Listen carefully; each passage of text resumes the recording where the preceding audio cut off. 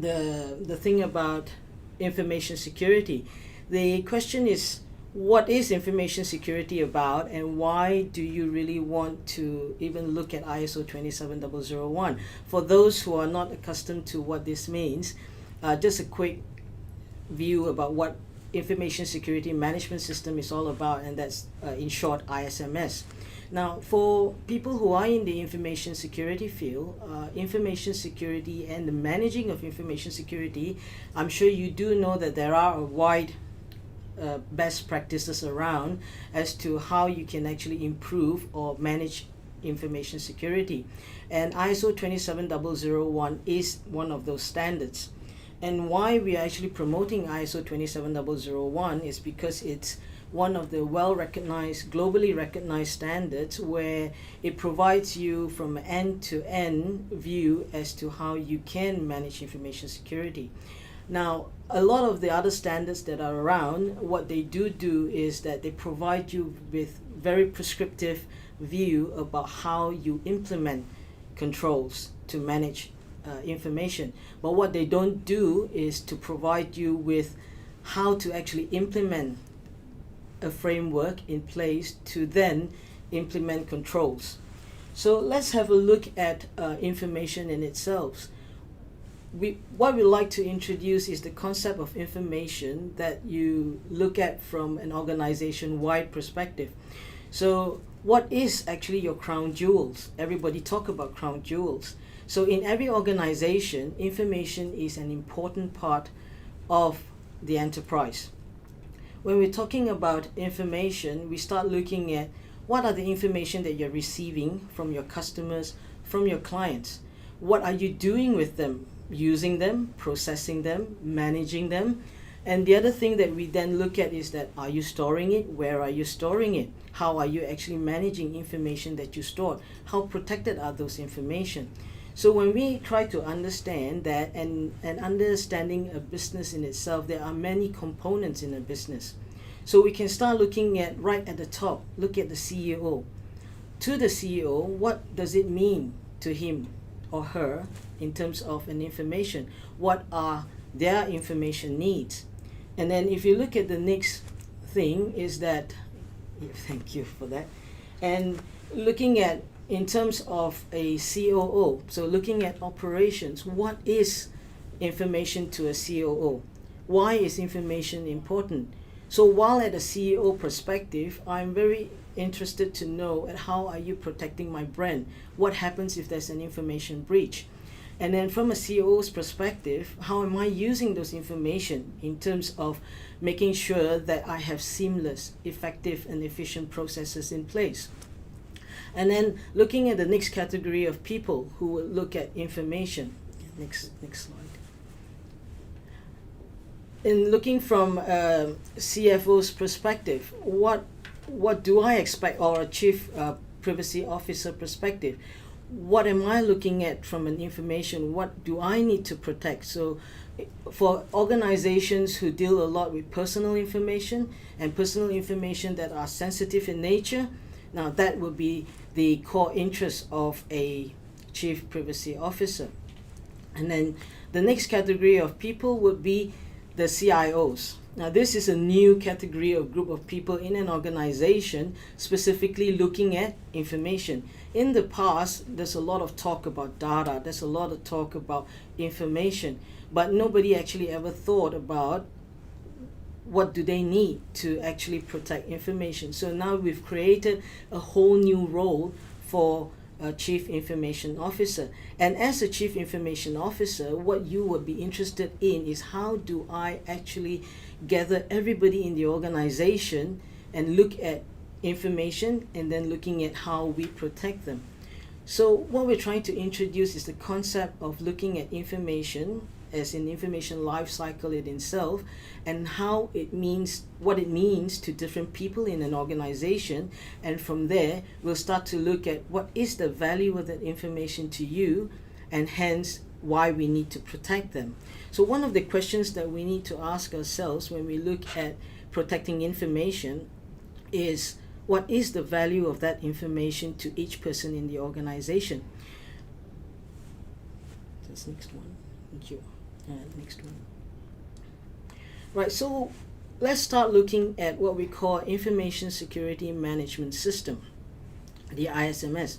As I said earlier, ISMS is actually a terminology that we use to basically mean management of information.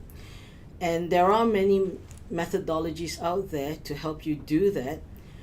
So having a ISMS in place, it actually ensures that you would have management commitment into managing of information. So we're taking the concept of information security from a top-down approach, getting your board level people involved, and then getting senior management involved, operational level people involved, and then finally at the operational level on how to implement some of those controls to protect information.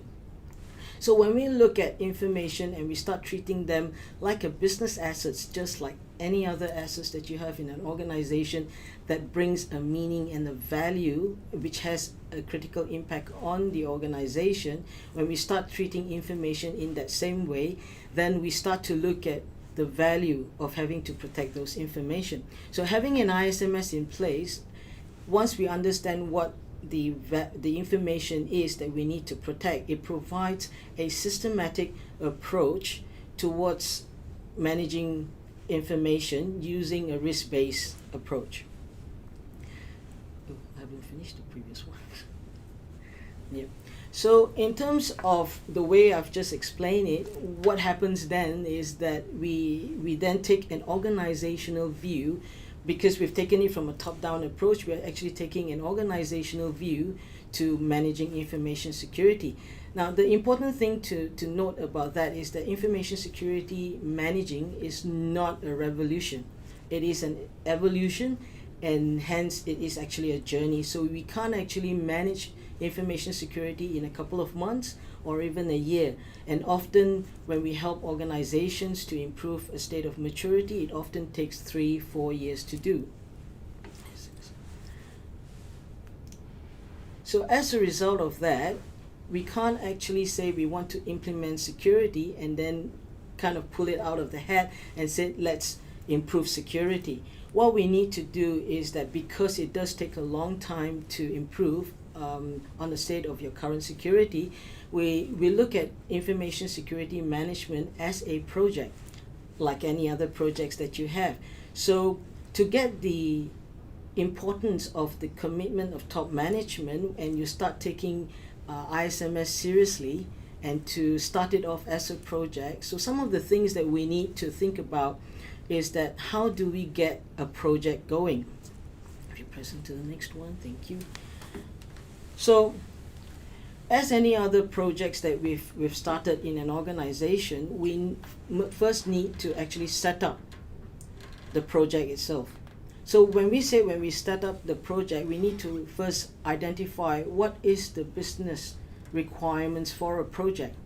So what are the commitments that we want to put into the project? What sort of resources that you want. So ISMS project is no different from any other projects that you do. There will always be constraints. The constraints of resources to put in a particular project, and at the same time you want them to be involved in your business as usual, your BAU activities. Now as a result of that, often you will find that if you don't treat ISMS as a project, you will tend to end up with undeterminate ending of a project. So it is really important that if we were to take ISMS as a project, we need to then set up all the rules as you would do in a project in terms of defining what the project means to each person, who are the interested parties, who are the stakeholders into this, what are the risks, what are the threats, and what are the resources that you need, what are the skills that you need. All this needs to be identified, it needs to be measured, so that then you can have a successful measurement of a project as it goes along. And next one, and another one, thank you. So by setting up such a precedence in terms of treating ISMS as a project, you actually introduce a culture and awareness of information security. You provide an avenue for introducing ownership of information security.